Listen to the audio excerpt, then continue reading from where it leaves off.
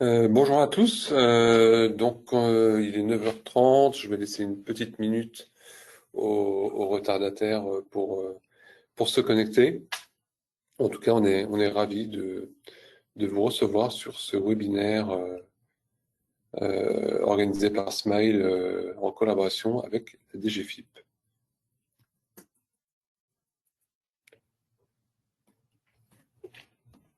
Voilà, je crois qu'il y a encore quelques participants qui sont en train de se connecter.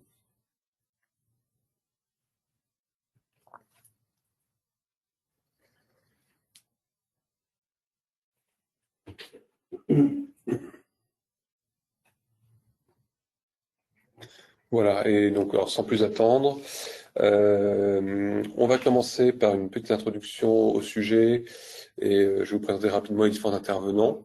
Donc aujourd'hui, l'idée est de parler de comment on peut mettre en œuvre aujourd'hui le système de design de l'État français avec Drupal, avec un retour d'expérience de ce qui a été fait au sein de la DGFIP notamment.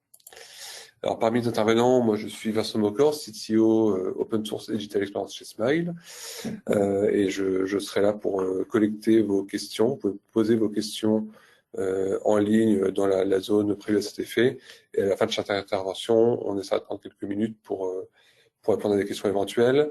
Tout de suite va intervenir Karim Zahi, qui est en charge du marché DGFIP, du pilotage du marché chez Smile. Donc il fera une courte introduction sur le contexte de ce marché. Pierre Dureau prendra la parole ensuite en tant que membre de l'équipe internationale de la gouvernance de Drupal et en faisant un focus un petit peu sur voilà, comment les design systems sont utilisables aujourd'hui dans des solutions telles que Drupal. On passera après la parole à la DGFIP avec Bernard Barthélémy et Michael Meul qui intervient pour Smile au sein de la DGFIP, qui nous feront ce retour d'expérience sur comment est-ce que Drupal a été utilisé au sein de la DGFIP et les bénéfices que ça a pu apporter, en particulier au niveau de la prise en charge du design system de l'État français. Et on a gardé le meilleur pour la fin avec Laetitia Allais de Smile, consultante de solutions, qui fera une rapide démonstration de concrètement voilà, quels sont les moyens d'utiliser le design system de l'État français avec Drupal pour faire voilà, des sites dépendants du ministère, par exemple. Voilà, et je vais laisser la parole tout de suite à Karim. Merci.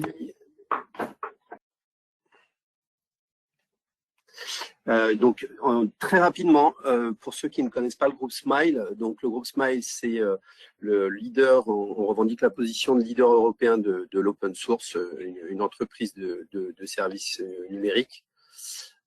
On me dit partager ma webcam, pardon. Donc le groupe Smile, c'est 1800 personnes aujourd'hui, avec plus de 32 ans d'expérience. Donc on a pris le virage de l'open source au tournant des années 2000, en ayant la conviction que c'était un marché qui allait être porteur, et c'est particulièrement vrai dans le secteur public. En 2024, le groupe a réalisé 152 millions d'euros de chiffre d'affaires. On a une très forte culture de l'engagement et du projet au forfait. On est aussi premier intégrateur Drupal en Europe et on fait partie du top 5 des contributeurs et des intégrateurs Drupal. Et on est un groupe multi-expertise également. Très rapidement, pour le contexte de ce marché,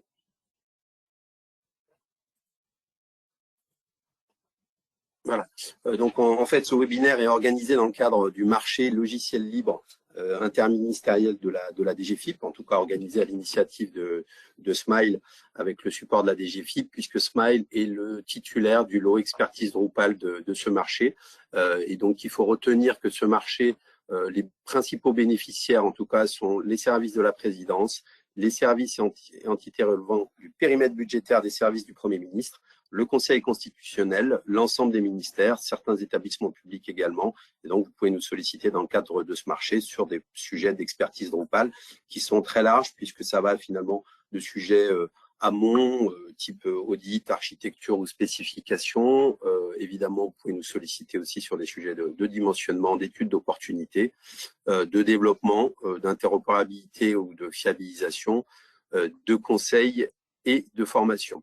Voilà, j'en ai fini pour cette présentation du contexte et du marché. Je vais passer je suis Pierre Dureau et je m'adresse à vous aujourd'hui avec une double casquette. Déjà en tant que créateur d'une communauté Drupal qui s'appelle US8 et qui est la seule communauté dédiée au design system. Et nous existons depuis 2017 et nous sommes véritablement organisés au sein de la communauté Drupal depuis 2020. Et aussi en tant que core lead, donc c'est ça la gouvernance mondiale qui a été citée tout à l'heure, au sein de l'équipe qui fait la gouvernance du projet Drupal. On est 20 et moi je fais partie des 5 framework managers. Donc je m'occupe de tout ce qui est theming, affichage, implémentation du design dans Drupal avec une mission, c'est de rendre Drupal le premier CMS qui est natif au design system, qui supporte la philosophie des design systems naturellement. Je suis un ancien Smilin et je suis content d'être de retour dans les bureaux aujourd'hui.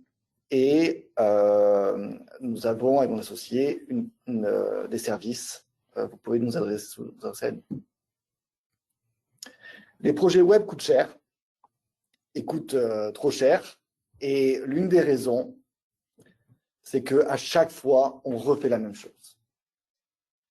Vous démarrez un projet, vous appelez 2 agences, souvent. Ou alors une agence qui a 2 métiers. Une agence de design, qui va vous faire le design du projet, les maquettes, page par page, plusieurs tailles d'écran.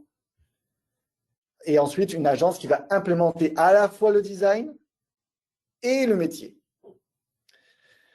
Ça prend du temps, c'est risqué et on ne peut pas capitaliser dessus. Parce qu'après, un deuxième projet arrive et ça recommence. On a fait appel à 2 agences. Une agence va faire du design, un design spécifique au projet, avec de nouvelles maquettes. Alors, bien sûr, des maquettes basées sur votre charte graphique, des maquettes basées sur votre univers visuel, mais des nouvelles maquettes. Et hop, la deuxième agence, elle va de nouveau réimplémenter le design de la première et réimplémenter le métier. Beaucoup de temps, beaucoup d'argent, beaucoup de risques. Et c'est pas fini. Un troisième projet arrive et on recommence. Donc ça, j'imagine que c'est une situation que vous connaissez, que vous avez vécu dans votre carrière et que vous vivez encore aujourd'hui. Ce côté répétitif de toujours redesigner ce qui a déjà été designé auparavant.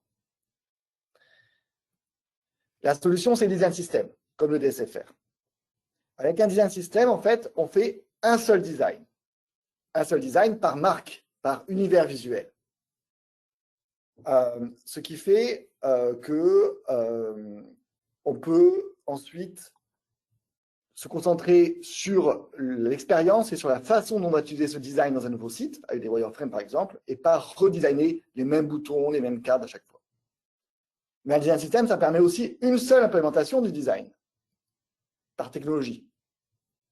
Donc, ça permet en fait une seule implémentation pour Drupal, par exemple, pour Symfony, pour Django, pour Strut de Java, je ne sais pas qu'est-ce que vous utilisez, mais on peut réutiliser une implémentation de design d'un projet précédent. Et tout ça pour plusieurs projets.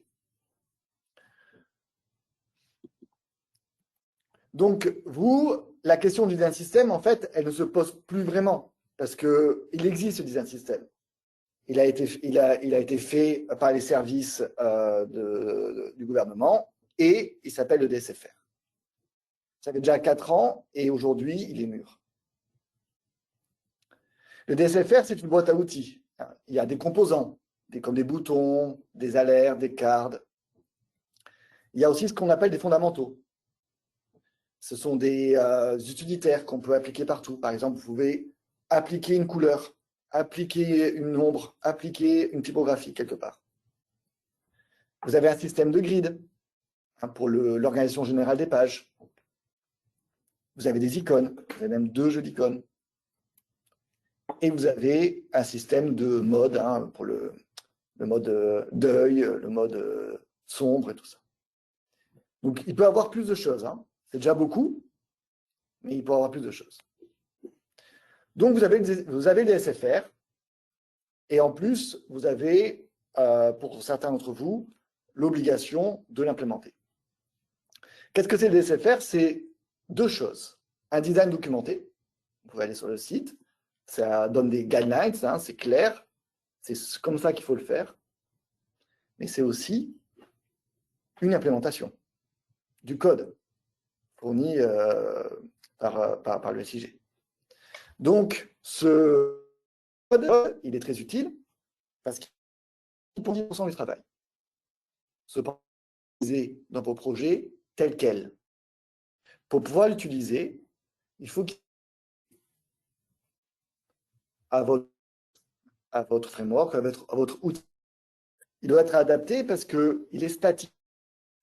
Il n'est pas dynamique. On ne peut pas lui injecter en fait de la data de votre projet.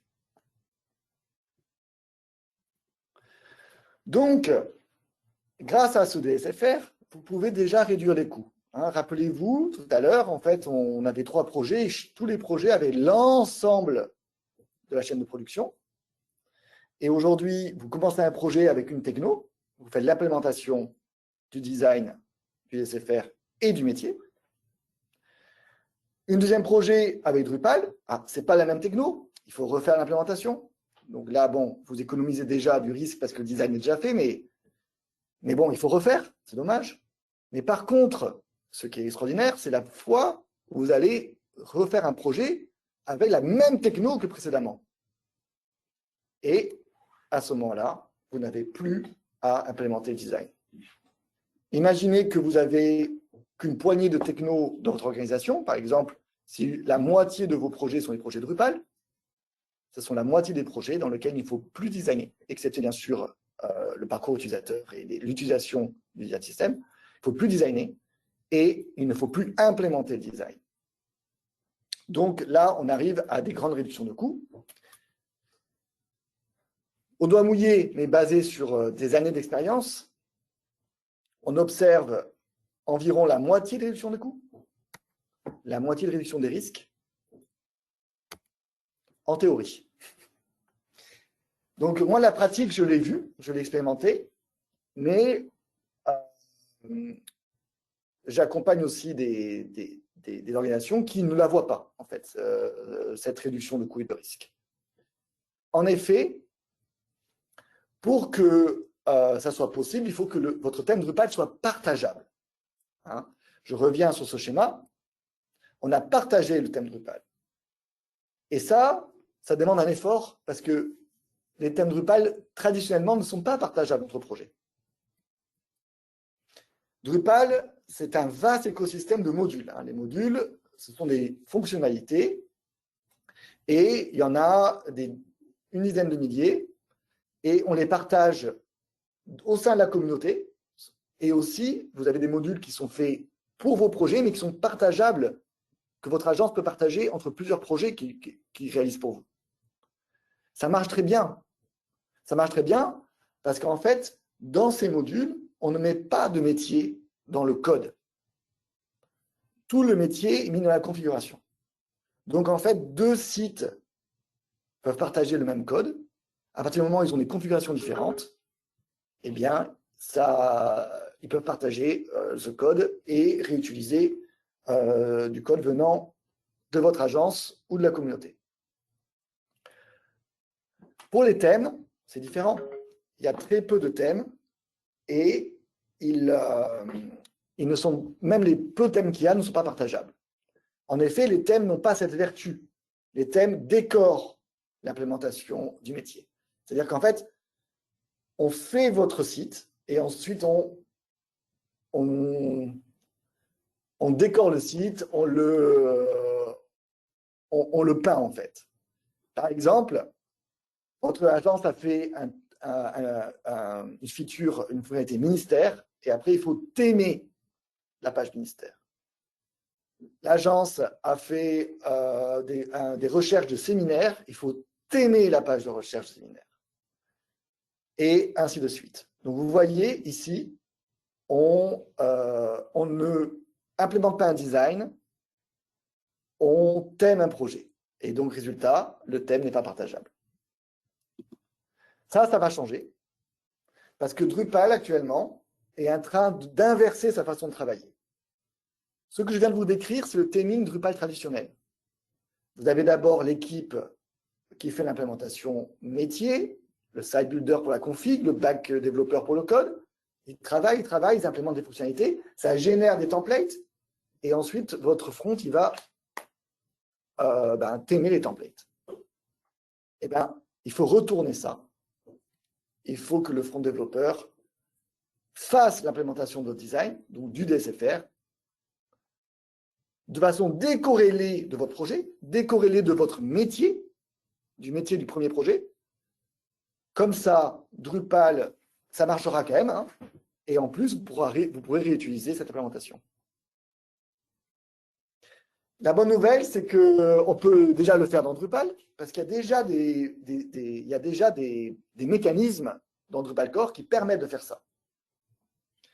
Depuis 2023, nous avons un système de composants. C'est-à-dire que les composants du DSFR peuvent être implémentés dans Drupal de façon réutilisable entre tous les projets du monde.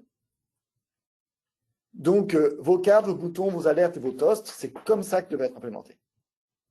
Ainsi, Drupal, en fait, peut avoir une connaissance de vos boutons. Et là, par exemple, je vais changer mon bouton et je vais passer de la variante primary à la variante secondary. Je mets à jour. Donc, ça à droite, c'est le back-office Drupal.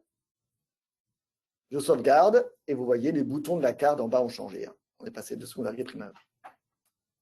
Mais Drupal aussi, a un API d'icônes qui a été faite par Jean, qui je crois est avec nous aujourd'hui.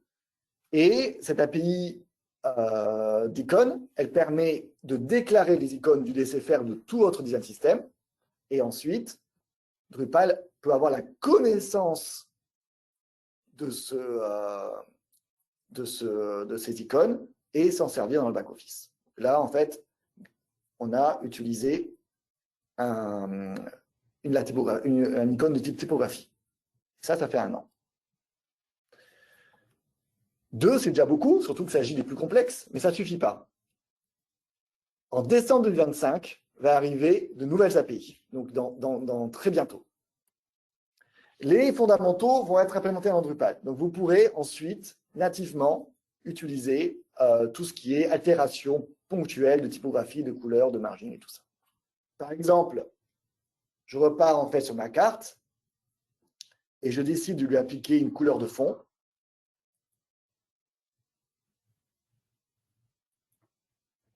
Voilà, elle devient rouge, je sauvegarde.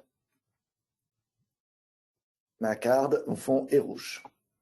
Donc ça arrive bientôt. Et ensuite, un système de thèmes et de modes. Aujourd'hui, les thèmes et les modes ne sont pas vraiment sous le contrôle de Drupal. C'est quelque chose qui est un peu hacké par le DSFR.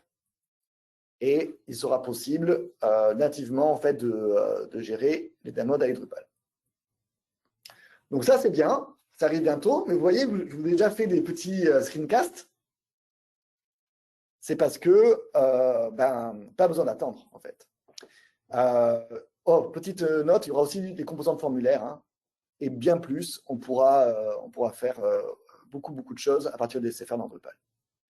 Donc, Drupal deviendra, en 2026, le premier CMS design system natif. C'est-à-dire que vous implémenterez votre DSM comme le DSFR et vous pourrez l'utiliser sur tous les projets.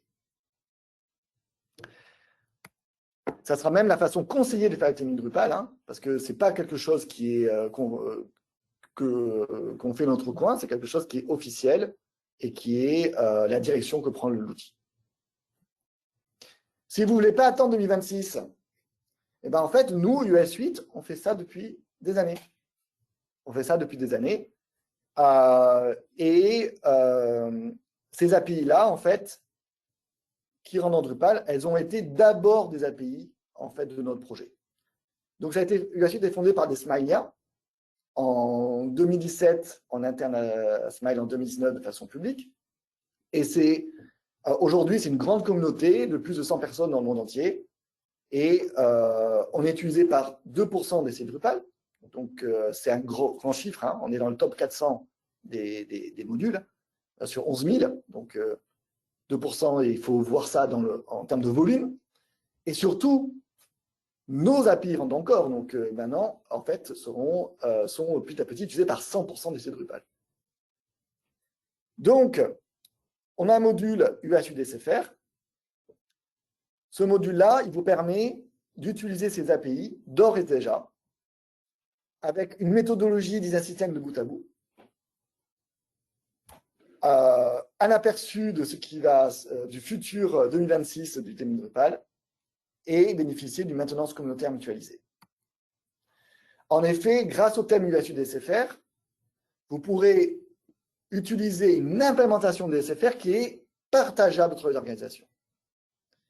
Par exemple, le même thème peut être utilisé par tous vos projets, mais aussi par des projets d'organisations différentes. Ça permet la collaboration au sein des utilisateurs du DSFR. Des questions? Alors, les questions, on va regarder ça.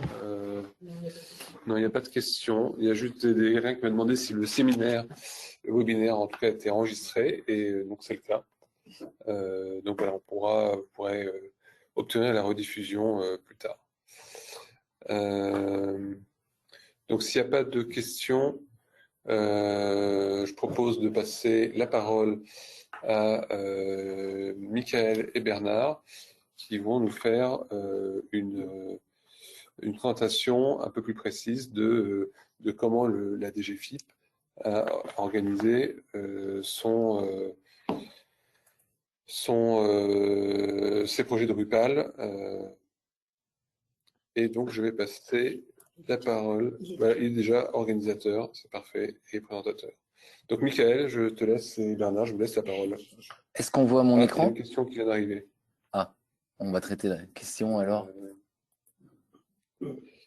Alors, et la question c'est est-ce que caché derrière le module Drupal, il y a un bundle SF Symfony? Alors, je vais laisser Pierre répondre. Alors, non, parce que en fait, c'est vraiment, ça agit vraiment sur la couche Drupal. Ce module Drupal, il a deux rôles. Le premier, c'est prendre un peu d'avance par rapport à Drupal Core, hein, pour pouvoir utiliser les API d'un système d'orable sans attendre en fait Noël. Et aussi, il permet de connecter le design system aux API de rendu de Drupal. Et donc, on est vraiment dans les couches Drupal, dans les couches hautes, hein, ce qui génère les pages. Symfony, ça traite plutôt les couches basses. Et donc, il n'y a pas d'interaction entre les couches Symfony et le rendu. Donc, non, c'est pas possible d'exporter cette logique sous forme de bundle Symfony. Voilà, donc il y a d'autres questions, donc savoir SFC Symfony. Est-ce que c'est compatible avec le Layout Builder? Alors, en effet, quand ça rentre dans Drupal, ces API, hein, aujourd'hui composant icône, très prochainement style, thème et d'autres que je n'ai pas cités, elles sont ces API qui sont agnostiques par rapport à l'outil que vous utilisez pour construire le display. Donc, si vous voulez le connecter à Layout Builder, il faut un module. Ça tombe bien, les modules du S8 connectent à Layout Builder. Donc, en installant, par exemple, le module UI Pattern, vous pourrez charger les API core de composants d'un système et les utiliser dans Layout Builder. Voilà, et bien on va voir un petit peu ce genre de choses dans la démonstration qui va suivre. Je crois qu'on a répondu à toutes les questions. Et donc, ben voilà, je vous laisse la parole, Bernard et Michael. Merci Bernard. Tu es là? Je suis là. Je t'en prie. Vous m'entendez? Est-ce que vous m'entendez? Oui. Très bien. Bien, écoutez, bonjour à toutes et tous. Donc, nous sommes ravis d'être avec vous ce matin. Donc, Michael et moi, on va vous faire en fait donc une petite présentation de la filière Drupal PHP, telle qu'elle a été mise en place à la DGFiP. Diapo. Alors, quelques mots d'abord en fait donc sur la DGFiP, l'organisation de son SI, et en zoomant un petit peu plus en fait sur cette filière support Drupal PHP. Donc, la DGFiP est une entité qui comporte beaucoup de missions, et pour pouvoir effectivement traiter ces missions est basée en fait sur un système d'information assez centralisé, assez vaste, avec beaucoup d'applications. Donc là, deux mots rapidement. Ce système d'information, il est assez normé, avec une norme pour le développement, c'est Java. Java et PostgreSQL, d'accord, pour développer des applications de gestion. Maintenant, pour ce qui concerne en fait donc tout ce qui est intranet, portail, site internet, eh bien, le choix s'est porté évidemment naturellement sur Drupal pour ses caractéristiques, ses qualités, etc. Au sein de la DGFiP et du système d'information de la DGFiP, il y a un bureau architecture et normes qui, comme le nom l'indique, accompagne les projets de développement dans la définition de leurs architectures, normalise un petit peu l'outillage, les technologies, et notamment en fait c'est le cas de la filière Drupal. Donc, comment tout cela est arrivé?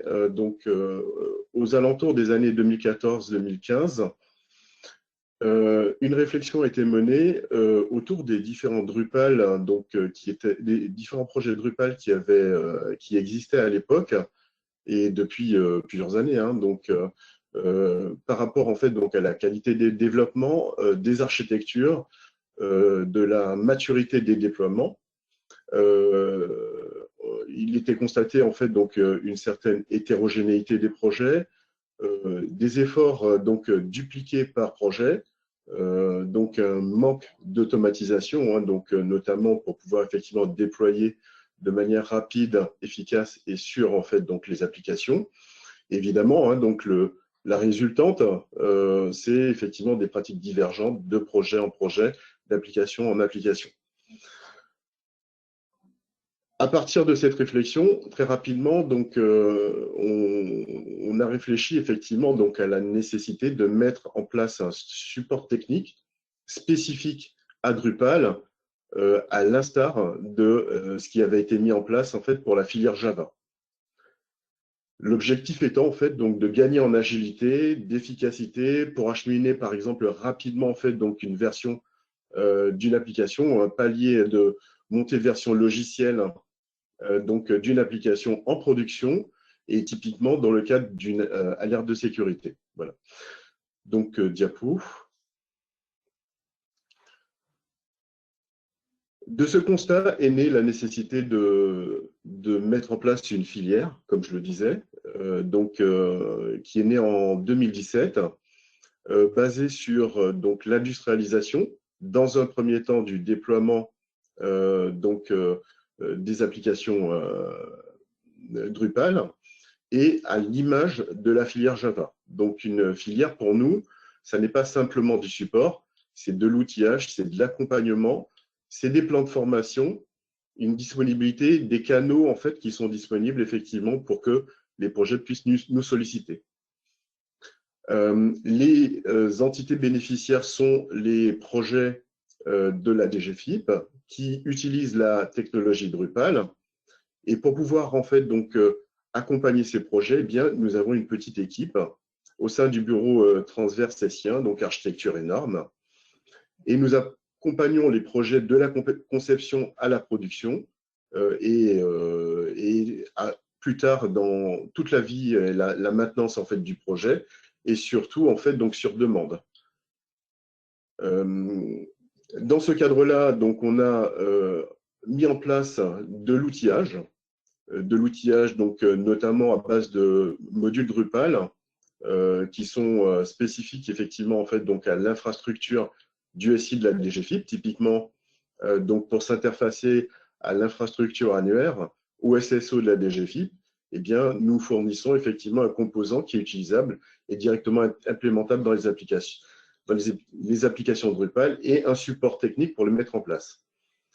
L'idée derrière tout ça, c'est d'automatiser, sécuriser, conformer, donc l'idée d'architecture énorme, donc de réduire la dette technique et d'augmenter la disponibilité des applications dans une optique de résilience. Et depuis quelques années, eh bien, donc, on est inscrit, bien évidemment, en fait, donc, comme l'ensemble donc, des entités de l'État, dans le Move to Cloud. Diapo. Donc, Mickaël, Oui. donc, Mickaël va prendre le relais pour zoomer un petit peu plus sur les activités et les réalisations de l'équipe. Merci Bernard pour cette présentation. Donc moi j'ai intégré l'équipe, donc j'ai participé à la création de la filière Drupal et de notre équipe support Drupal PHP. Donc je vais vous montrer un peu en détail ce qu'on fait. L'idée c'est que vous ayez un aperçu des activités qu'on a montées à la DGFiP de façon transverse pour les projets. Et puis si vous avez des questions, j'y répondrai à la fin. Donc, je ne sais pas si vous vous êtes un peu identifié dans le constat que Bernard vous a fait, le constat préalable à la création de la filière. Mais j'avais l'impression que la situation qu'on a observée à la DGFiP, c'est une situation qui s'observe dans à peu près toutes les administrations qui bénéficient pas d'équipes transverses comme nous. Et du coup, je serai dispo pour vous répondre. Donc moi, je me suis pas vraiment bien présenté, mais je suis un expert Drupal et industrialisation. Donc, je suis l'aile technique du support. Alors, globalement, ce qu'on fait au support Drupal PHP, donc c'est notre première mission, c'est un support full stack des projets Drupal. Ça veut dire qu'on va aider un projet sur une partie Drupal, sur une partie theming, sur une partie industrialisation, sur du Apache, sur de l'installation de VM. Tout ce qui touche à Drupal, dès que ça parle Drupal, on rentre dans l'arène et on sait ce qui se fait et on a vision un peu sur tous les projets. Donc, on est capable, un bug qu'on a observé dans un projet A, on est capable de l'aider dans un projet B. Et c'est souvent que les choses se reproduisent. Donc, on va aider les projets voilà, sur tous les aspects de leur projet Drupal, pas vraiment que sur la stack Drupal. Deuxièmement, ce qu'on fait, c'est qu'on a fourni à la création de la filière un outillage d'industrialisation. Ça veut dire qu'on aide les projets à s'automatiser à 100%. Donc, on arrive dans une situation où, par exemple, pour effectuer des livraisons, on avait parfois des livraisons en production complexes avec des documents qui expliquaient, voilà, faut cliquer là, faut faire ci, faut lancer telle commande, etc. Donc, nous, on est venu, on a automatisé à 100% les livraisons pour qu'il n'y ait plus d'intervention manuelle, qu'il n'y ait plus d'erreurs. Et du coup, on maintient ces outils. Donc, cet outillage-là, c'est nous qui le maintenons. Et donc, on a les projets qui sont des utilisateurs. Voilà, hop. Troisièmement, on a des composants logiciels communs. Donc, composants logiciels communs, il faut comprendre des modules Drupal. Par exemple, le module annuaire, on en a d'autres. On a par exemple un générateur de configuration Varnish. Donc, on maintient des logiciels qui ont une vocation à être réutilisés entre les différents projets de notre entité. C'est nous qui les créons, c'est nous qui les maintenons, c'est nous qui gérons leur vie, leur mise à jour, etc. Ensuite, une quatrième chose qu'on fait, on fait de la veille, on fait de la documentation, des bonnes pratiques. Donc, qui dit veille, voilà, on regarde quels sont des modules intéressants, quelles sont des pratiques intéressantes. Et je vous cache pas que on a un monde pré-UI Suite et un monde post-UI Suite. Donc, on a des projets qui sont pas inscrits potentiellement dans UI Suite, et on a des projets qui sont inscrits à 2 pieds dedans. Donc, on a ça, c'est le résultat d'un travail de veille, c'est-à-dire on regarde ce qui est vraiment bien dans le monde Drupal et ensuite on le pousse pour que justement on va dire le paquebot change de direction et que justement les nouveaux projets ou les projets existants adoptent nos recommandations. Donc, ce qui est important de noter, c'est que nous, on fait des recommandations. On ne peut pas forcer les projets à faire des choses. On le peut dans certains cas, mais en général, on exerce un travail de conseil. Donc, on on bâtit ce qu'on appelle une relation de confiance, c'est-à-dire que les gens avec qui on travaille au sein de l'organisation, ils ont confiance en nous parce qu'on les aide, parce qu'on les écoute.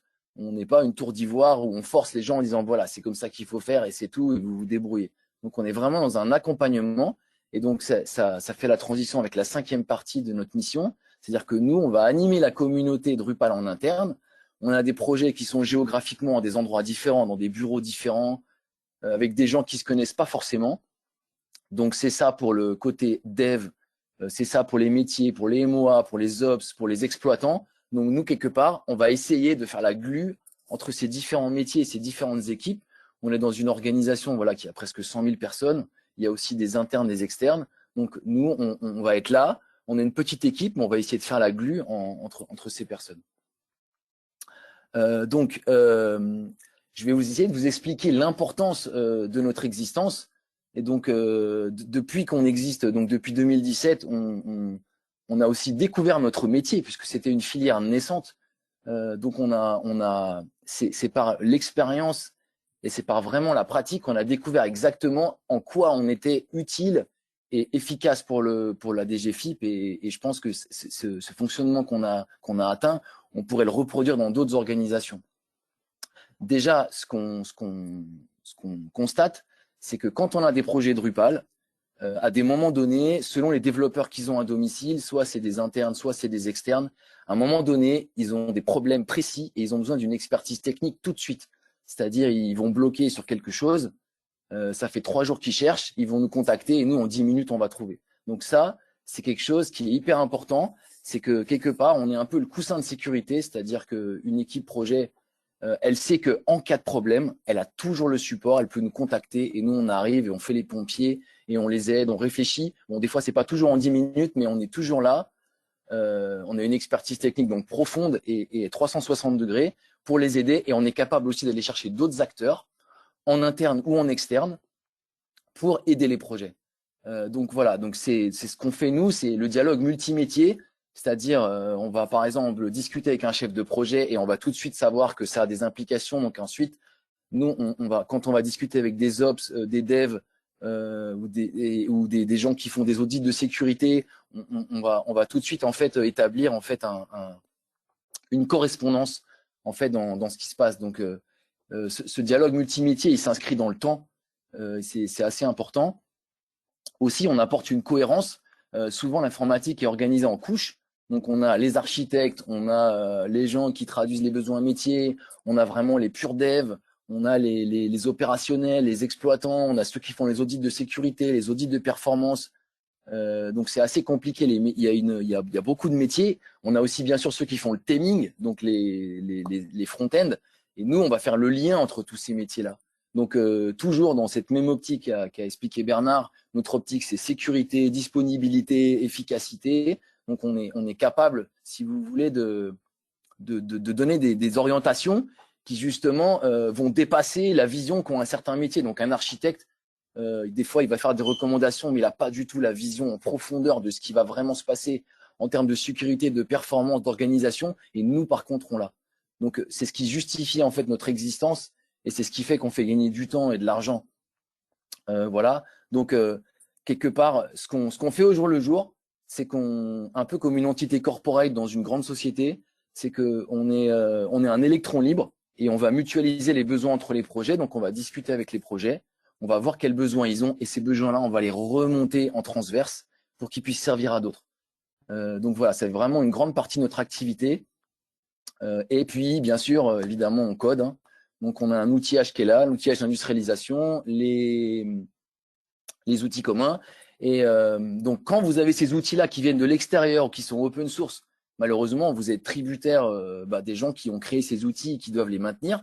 Donc, vu que nous, on a fait l'outillage, on est capable de les maintenir et il faut les maintenir. On ne peut pas avoir un outil comme ça qui ne bouge pas. Donc, on est dans un monde qui bouge et qui évolue tout le temps. On prend le train en marche et donc, nous, on continue tous les jours. On travaille sur notre outillage, on corrige des petits bugs, on améliore de la doc, etc. Donc, on est vraiment dans cette dynamique-là. Quand on a mis en place l'industrialisation des projets Drupal, donc je pense que c'est fait à peu près de façon différente dans toutes les entités. Donc, j'ai eu l'occasion de voir ce qui s'est fait dans d'autres entités. Donc, je citerai pas les noms, mais c'est pas tout, on a vraiment une hétérogénéité, je pense, entre les différents ministères, par exemple.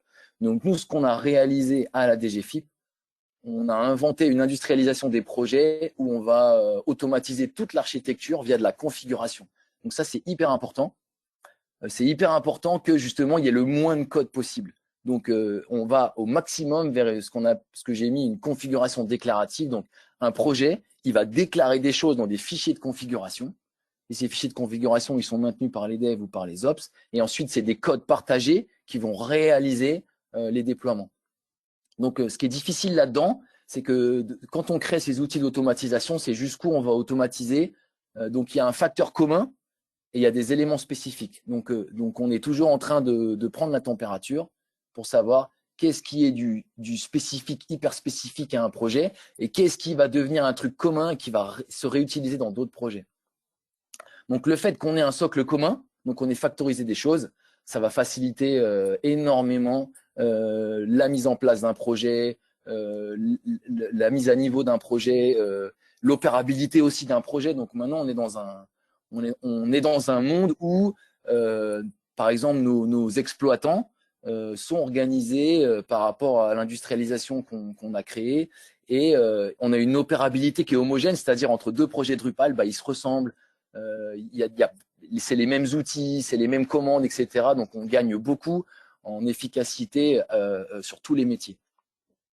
Voilà, donc grâce à ce socle commun d'industrialisation, on a réussi à avoir, par exemple, un truc qui est une bascule sans coupure. C'est-à-dire aujourd'hui, un projet Drupal, on est capable de basculer une nouvelle version reconstruite en entier, sans coupure de l'application. Donc, on est capable de basculer à chaud un projet Drupal sans coder, c'est-à-dire un projet n'a pas besoin de coder des choses spécifiques pour bénéficier de ce mécanisme. Parce que justement, il va s'inscrire dans ce socle, cette coquille commune. Au niveau temps, je suis bon là, Vincent, ou je suis en retard? Je n'ai pas trop regardé. Tu peux juste me dire. Il reste 2 minutes. Ok, d'accord. Donc, je me dépêche. Donc, dans le cadre de cet outillage, on a aussi mis en place des projets de démarrage qu'on appelle Starter Kit chez nous. Donc, les Starter Kits, c'est des projets, c'est des projets de départ qui permettent justement aux différents projets Drupal de la DGFiP, donc soit ceux qui migrent de l'ancien socle vers la nouveau, soit les nouveaux projets. Donc, c'est un socle pour le cloud qui leur permet, donc voilà, un projet qui démarre, nous, en 2 heures, il est sur le cloud, il est installé, opérationnel. Donc, et puis, à la DGFiP, on a une organisation, on a une autorité cloud, donc on ne peut pas faire n'importe quoi sur le cloud interministériel. Donc aussi, nous, on aide les projets à se mettre en conformité et les projets qu'on fournit offrent la conformité immédiate qu'on maintient. Alors, les composants communs qu'on a, donc j'essaye de juste un peu d'accélérer. Les principaux composants communs qu'on a, c'est on a un dépôt de paquets en interne. Donc, nous, nos projets Drupal ne vont pas chercher les paquets sur Internet. Ils vont les chercher sur un dépôt en interne où on trie sur le volet les paquets et on met aussi nos paquets internes, évidemment. On a un module d'authentification, donc ça, c'est pour avoir l'authentification sans mot de passe sur les projets Drupal. Et on a un générateur de configuration Varnish. Donc, ça nous permet d'industrialiser les configurations de cette couche-là, qui est une couche très importante pour la performance, pour la sécurité et aussi pour la résilience. Alors, ce que je vais vous montrer aussi qui est hyper important, je pense que c'est peut-être même c'est une des choses les plus importantes de la fin de ma présentation, c'est que on a fait un choix de dire on a des composants communs pour nos projets qui sont privés et on a des composants communs pour nos projets qui sont open source. Et donc ça, on a mis un pied dans l'open source, c'est-à-dire on utilise des logiciels à la DGFiP, c'est des logiciels qui sont pour nos projets, mais ils sont open source. Et donc ça, c'est vraiment un virage. Alors, notamment, donc le principal, on va dire, logiciel qu'on a open source, c'est le TMUI Suite DSFR. Donc, on a par le passé essayé de mutualiser l'effort de taming dont a parlé Pierre entre nos projets et c'est quelque chose qui est très difficile. Avec le taming traditionnel Drupal, c'est très difficile de partager un thème. Donc, nous, on a essayé de le faire et on s'est mangé un mur, pour parler simplement. C'est trop compliqué de maintenir un thème privé. Donc, chaque projet était obligé de remettre toutes ses spécificités, etc. Et en gros, le thème commun privé, il servait à pas grand-chose. Et donc, grâce à l'approche moderne de theming Drupal, donc l'approche UI Suite, on a réussi à avoir un thème Drupal partagé entre nos projets. Et ce qu'on a fait, c'est qu'au lieu de maintenir un thème à l'intérieur de la DGFIP privée, eh ben, on a choisi d'avoir ce thème partagé entre les entités. Et donc, c'était un choix vraiment, c'était un bon choix. C'était un bold choice. Pourquoi? Parce que quelque part, on peut dialoguer avec d'autres agences Drupal, avec d'autres ministères, et on a un partage d'informations. Donc, ce qui est intéressant, c'est que par exemple, il y a un bug qui va nous être remonté par une agence ou une autre entité gouvernementale. Nous, on va le corriger et ça va bénéficier de nos projets. Et inversement, nous, on va travailler dessus, on va le corriger et d'autres entités au sein du gouvernement vont en bénéficier. Donc, c'est vraiment un monde merveilleux. Alors, je terminerai sur le futur. Alors, Pierre n'en a pas parlé, mais pourtant, ça l'occupe beaucoup en ce moment. Il y a un projet que je qualifie, moi, de révolutionnaire. Donc, il faut savoir que je suis expert Drupal avec 20 ans d'expérience. Donc, si j'utilise le mot révolutionnaire, je pèse mes mots. Donc, il y a un nouveau module open source qui s'appelle Display Builder, qui est entre la phase alpha et la phase bêta en ce moment, qui offre une interface graphique pour la partie design system. Donc, c'est un nouveau builder comme Display Builder, comme Layout Builder, pardon. J'ai fait la gourde. Donc, c'est un remplacement, on va dire, ça vient en remplacement de Layout Builder. Donc, c'est un nouvel outil dans Drupal pour construire des interfaces et qui est design system natif. Et donc, pour nous, les projets, pour la DGFIP, mais aussi pour les autres entités, ça permet. Alors, on avait déjà le gain énorme d'utiliser UI Suite DSFR et d'avoir le thème partagé, mais maintenant, on a un nouveau builder universel qui va nous permettre de construire nos sites plus vite et en coûtant moins cher et en étant plus facilement conforme et accessible. Donc voilà, je vous l'ai mis, les bénéfices. On va grosso modo, en théorie, diviser les coûts et les risques par 2. On va augmenter les chances d'être conforme et d'être accessible. Et voilà, et ça sort à l'automne 2025. Donc pour nous, c'est génial. C'est vraiment, on va tirer les bénéfices de l'utilisation de Drupal. Ça, c'est vraiment un bénéfice énorme d'avoir choisi Drupal comme technologie. Voilà, donc ça veut dire que ça sort maintenant ou presque. Oui, c'est ça. Voilà. Oui. Bon, j'ai vu qu'il y avait quelques questions, mais je vous pose Je ne les vois pas passer, mais je peux les voir dans l'interface. Ah, voilà. Oui, Okay. mais ça ne te concerne pas directement, celle que j'ai vue. D'accord. Et je vais laisser la main à Laetitia pour la petite partie de démonstration. Et... Moi, je te vois pas, non? Ok, attendez, juste faut transition le temps que je fasse la manipulation. Donc c'est un profil d'installation qui a été créé par la R&D Smile, qui est donc partagé sur Drupal et sur Drupal.org et aussi accessible sur Drupal Forge. L'idée en fait de Sopkey, c'est de pouvoir accélérer et garantir les projets tout en ayant une base solide.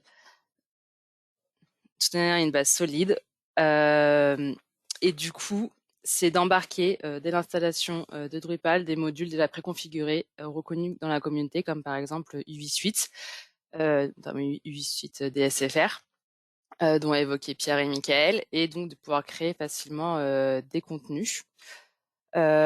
Aujourd'hui, donc dans cette logique, Sopkey va suivre l'avancement avec Display Builder qui sortira aussi donc en automne, directement disponible sur Sopkey dès que Display Builder est prêt. Et donc ça va permettre de gagner encore plus en liberté, en organisation, en personnalisation de pages. Et donc l'objectif tout simplement de Sopkey, c'est de bénéficier directement des standards actuels sans avoir à mettre tout en place manuellement. Donc c'est vraiment un grand gain de temps dans les projets et aussi d'évoluer naturellement avec les bonnes pratiques et l'écosystème du Drupal, comme avec par exemple Display Builder. Donc Sopkey, ça s'adresse aussi bien aux équipes de communication et marketing en quête d'autonomie en offrant une contribution no-code qu'aux équipes techniques qui recherchent une base solide, fiable, extensible et conforme aux nouvelles tendances. Il faut savoir que Subkey, il y a 2 déclinaisons. Il y a Subkey Bootstrap qui utilise le design system Bootstrap et Subkey DSFR qui utilise le design system DSFR. C'est quel écran que vous voyez? C'est le bon? Ok, ça marche. Alors, donc comme je disais, Subkey, c'est basé donc sur Drupal, donc vous avez la même interface de Drupal, mais ça va vraiment simplifier au niveau du no-code. Donc je vais faire une contribution en direct. Donc on va d'abord commencer par rapport à une page basique, donc vraiment d'une page blanche. L'idée, c'est de vous montrer qu'on peut créer une page même complexe en quelques minutes. Et du coup, grâce à différentes façons. Donc, vous aurez 3 façons de contribuer en no-code. La première, c'est d'importer directement une page que vous aurez préconfigurée, donc un template de page. Donc, ça peut par exemple pour un événement qui a lieu 2-3 fois par an, etc. Donc, faut savoir que c'est moi qui ai créé cette démo. Je ne suis pas développeuse, je suis consultante, donc je ne sais pas faire de code. Donc, c'est vraiment été fait totalement en no-code cette démo. Donc du coup, il y a déjà des blocs qui sont préfaits dans ce template de page. Et bien sûr, tous ces blocs, vous pouvez les modifier comme vous le souhaitez, un peu comme vous pouvez faire sur un PowerPoint, un Word ou autre. Par exemple, je peux mettre plus que 3 jours pour réserver votre démo. Et donc du coup, ça sera plus un composant alerte. Et là, directement, ça va changer en quelques secondes. Vous pouvez aussi très bien déplacer l'élément, par exemple le mettre sous la vidéo. Vous pouvez aussi, si vous le souhaitez, selon les droits que vous avez attribués à chaque utilisateur, supprimer aussi des sections.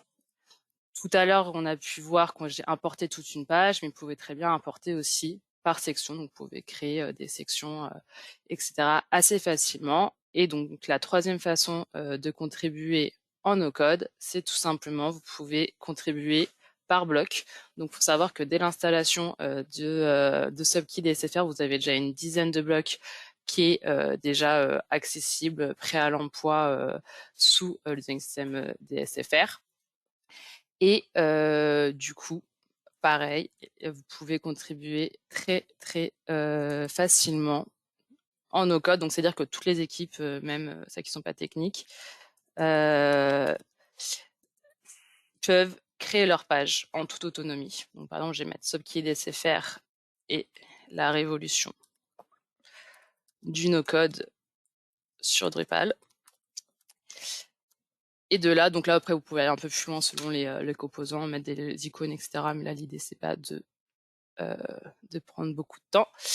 Et à partir de là, vous pouvez donc soit enregistrer, publier selon le workflow que vous avez fait. Et là, votre page, elle est directement prête avec donc, tous les composants qui ont été mis. Bien sûr, chaque composant est accessible parce que l'objectif de DSFR, c'est de pouvoir répondre aux critères d'accessibilité. On peut le voir notamment lorsque vous intégrez une vidéo, vous avez la transcription qui est directement demandée pour pouvoir l'intégrer directement sur la page. Vous avez donc tous les éléments et tous ces composants et toute cette page est bien sûr directement responsive, comme on peut le voir à travers, que ça soit par mobile ou sur tablette. Et donc voilà, j'ai mis à peine 2 minutes pour créer cette page sans une seule ligne de code. Donc ça, c'est grâce au module notamment du suite DSFR et tout le travail qui a été fait en R&D pour l'expérience utilisateur. Mais c'est pas la seule façon aussi de contribuer. Donc là, on est parti d'une page vide, mais vous pouvez aussi très bien créer des actualités. Donc par exemple, c'est des pages qui vont être plutôt intégrées assez quotidiennement. Donc tout à l'heure, Pierre, il a montré un peu l'idée de pouvoir faire un peu un template d'actualité. Donc ça, donc on peut le retrouver ici. Et ce qui est bien aussi, ce qui est super pratique côté autonomie, c'est qu'en fait cette page-là, donc ce template de page, vous pouvez très bien le configurer. Donc là, on le retrouve donc dans le display. Vous pouvez très bien le configurer à la main. Ça veut dire que vous pouvez, si vous le souhaitez, mettre par exemple une couleur de fond. Bon, je vais aller un peu trash pour qu'on voit vraiment la différence. Une couleur de fond rouge. Et là, si vous l'enregistrez, vous l'aurez. La connexion n'est pas ouf. Vous l'aurez directement. Donc tout à l'heure, quand on avait la news qui était comme ça, là, il suffit que je rafraîchisse. Et donc là, vous aurez le carré qui est mis, donc qui est généré directement sur ces news. Et la contribution de cette news, c'est assez simple, c'est-à-dire que, bon, j'ai déjà préparé pour gagner du temps, c'est-à-dire que du coup, on crée, donc c'est un contenu news, donc j'ai rempli les informations, j'ai juste gardé le média pour vous montrer que la librairie, elle est aussi très simple d'accès. Donc, vous choisissez votre média. Le contenu, vous écrivez. Donc, c'est vraiment comme un Word, hein, pas de difficulté. Et en enregistrant, vous pouvez faire choix publier ou non.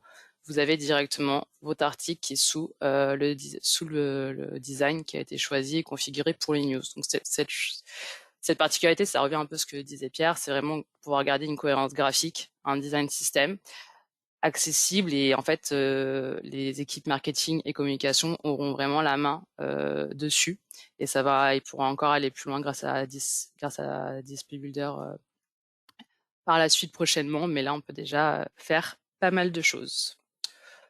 Voilà, j'ai tout dit. Je sais pas s'il y a des questions, si vous voulez voir d'autres choses. Alors, pour l'instant, j'ai pas vu de questions sur ce sujet-là. En tout cas, n'hésitez pas si vous avez quelques questions. Là, voilà, faut bien avoir conscience que c'est pas un projet Drupal fini qu'on a là. C'est vraiment ce que vous avez clé en main tout de suite avec l'installation de la version Design System de l'État français opérée par Sopki, qui est une distribution créée par Smile. Il y avait une question à propos un peu technico-légal, on va dire, sur le fait que le DSFR, pas seulement par son implémentation dans Drupal, mais même en tant que tel, pouvait éventuellement faciliter la création de faux sites qui ressemblent à des sites de l'État français. Et donc, je ne sais pas, peut-être que Pierre voulait avoir une réponse là-dessus. Oui, ça peut être facilitateur, mais de toute façon, copier un design, c'est déjà facile. Là, les designs sont harmonisés, mais quelqu'un qui aurait voulu créer la confusion, il serait allé sur l'un des designs pré-DSFR moins harmonisés, il aurait dit. Donc, je pense que quand on est mal intentionné, Sont coupés. et là, le DSFR, ça rend la vie facile pour les gens bien intentionnés. Et en plus, s'il y a une précaution à avoir, c'est une précaution qui est plutôt d'ordre juridique et de contrôle que technique. C'est un avis très personnel. Voilà, et du coup, j'avais pas une question, une remarque. Effectivement, le DSFR est déjà public dans tous les cas, voilà, qu'il soit implémenté dans Drupal ou pas. Et puis, même s'il n'était pas public, effectivement, faire un copier-coller du code qui arrive sur votre navigateur, ça a été quelque chose qui, pour des gens mal intentionnés, en tout cas, est relativement facile. Donc, je ne sais pas s'il y a d'autres questions. Pour l'instant, je n'en vois pas. Et ben, en tout cas, s'il n'y a pas de questions, je vous propose de conclure ce webinaire. Donc, je pense qu'il y aura un petit calendrier de suivi, un petit peu de suivi pour avoir recueillir vos impressions, pour vous donner accès à l'enregistrement. Et en tout cas, voilà, donc n'hésitez pas à nous contacter si vous êtes bénéficiaire du marché des GFIP. Ah, je crois qu'il y a une question qui est arrivée. Display Builder n'existe qu'à partir de Drupal 11. Une bonne question, Pierre. Est-ce qu'on pourra l'utiliser sur Drupal 10? En fait, Display Builder repose sur des nouvelles API Drupal, à la fois les nouvelles API de Design System que je vous ai présenté tout à l'heure, qui aujourd'hui existe à moitié dans le S8, à moitié dans le core, et bientôt entièrement dans le core. Mais il repose aussi sur d'autres API de gestion du rendu, de gestion JavaScript, qui ne sont disponibles que depuis Drupal 11.2, voire 11.3. Donc oui, Display Builder, c'est à partir de 11.3. Et de toute manière, voilà, Drupal 10 sera end of life. Intérêt à passer rapidement Drupal 11. Oui, bien sûr, il reste un an de Drupal 10, mais cette année va passer très vite. Donc, voilà, donc voilà, il est 10h31, on est dans les temps. Je vois des remerciements, mais plus de questions. Donc voilà, on remercie beaucoup tous les participants, tous les intervenants également. Je vois que vous êtes restés très fidèles jusqu'au bout, donc ça veut dire que on avait des intervenants de qualité et on remercie on les remercie pour leur participation. Et donc on vous souhaite de vous voir bientôt.